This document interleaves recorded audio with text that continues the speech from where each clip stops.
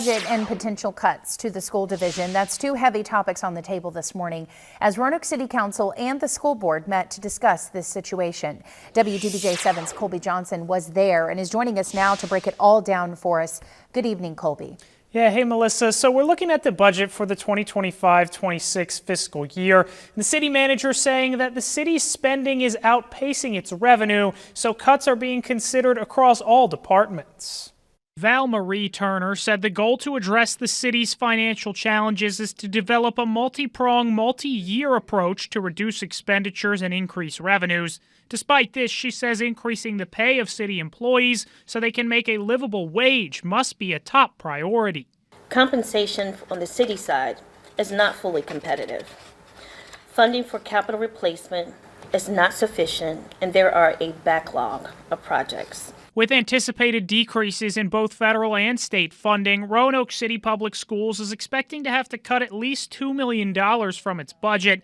Level funding for it on the city level would mean around $9 million in total cuts. That would mean eliminating vacant positions both at the school and central office levels. School-based vacancies may also remain open, potentially increasing class sizes. Roanoke's school funding policy provides RCPS with 40% of the city's local revenue.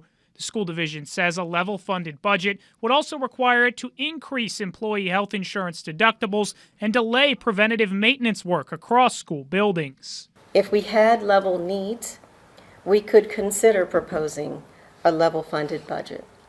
However, we have increasing student needs, so every bit of that 40% is essential. Roanoke Mayor Joe Cobb says he appreciated the presentation from the school division about what potential budget cuts would look like and the impact they would have. He says the city is evaluating this in every department. What aspects of each department would be impacted if there were reductions. So I appreciate that we're all looking at this comprehensively because that's going to help us better inform our decision when we do have a proposed budget.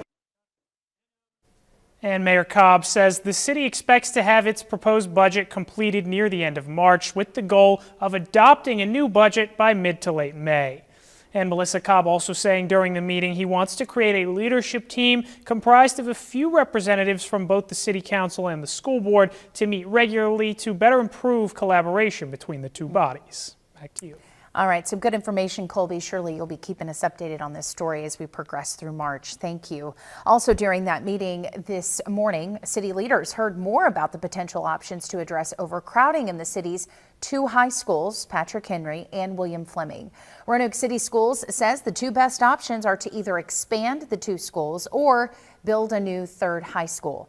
RCPS says the best long-term solution is to build a new high school. It would cost between $150 to $180 million versus around $50 million to renovate the existing schools.